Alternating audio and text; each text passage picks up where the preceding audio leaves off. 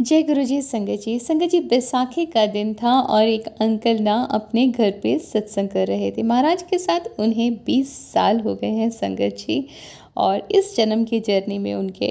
और संगत जी उनके घर ना बहुत सारी फ्लावर्स की डेकोरेशन थी, और वहाँ पर ना उन्होंने देखा एक फ्लाई आ गई है, एक मक्खी टाइप बड़ी सी मक्खी वहाँ पर आ गई है। उनको लग रहा था जोत के पास इधर उधर घूम रही है, कहीं ये जल ना जाए, मर ना जाए, कुछ हो ना जाए इसको।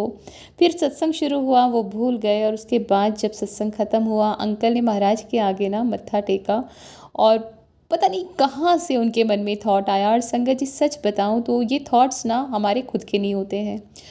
उन्होंने कहा कि अगर आपका हाथ मेरे सर पे है ना, तो ये जो मक्खी है ना, ये मेरे सर पे आके बैठ जाए। और संगत जी इतना कहा ही था कि थोड़ी देर बाद अंकल को लगा उनके सर पे कुछ है, और उन्होंने हाथ रखा तो वो मक्खी उनके सर पे थी। अंकल इतने भावुक हो गए कि महाराज कितनी छोटी छोटी बात सुनते हैं। उन्हें हंसी भी आ रही थी कि उन्होंने ऐसा क्यों सोचा। और उसके बाद उन्होंने दरवाज़ा खोला घर का और उसे बाहर छोड़ कर आए। तो संगत जी अंकल का कहना है कि बड़े मंदिर में ना गुरु जी ने भी कहा कि मेरे सत्संग हो चाहे मेरा मंदिर हो, यहाँ पर बैठकर गुरु के आगे जब तुम लंगर प्रसाद चखते हो तो वो दवाई है, बाहर जाकर खाओगे तो मिठाई है।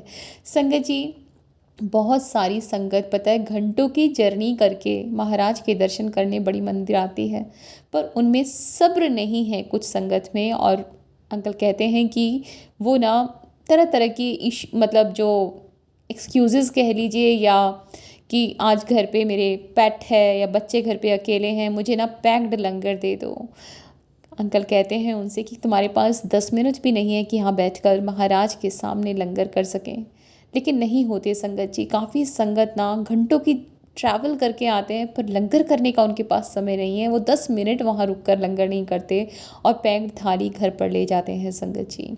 वहीं अंकल कहते हैं कि बहुत सारी संगत, ओल्ड संगत जो व्हील चेयर पे है, जिनसे चला नहीं जा रहा, जिनसे बैठा नहीं जाता चेयर पे, वो कहते हैं कि हमें पैक्ड लंगर नहीं, हम है यहीं लंगर ग्रहण करना है महाराज का। और संगत जी देखिए ना, उनको पता है महाराज के इस लंगर की महिमा क्या है, और वो लोग वहाँ पर बैठकर बिल्कुल जैसे अमृत उन्हें मिल गया हो, पूरी अरदास के साथ श्रद्धा के साथ वो लंगर वहाँ ग्रहण करते हैं। गुरुजी महाराज हमेशा कहते थे फ़ोन बाहर छोड़ कर आओ, पर वहाँ पर वो दरबार में ही बैठकर फ़ोन पे बात करना, टाइम देखना, मैसेज चैट करना, ये सही नहीं है। हम रब के यहाँ बैठे हैं, रब के पास बैठे हैं, रब हमारे सामने बैठे हैं, शबद गुरबानी चल रही है।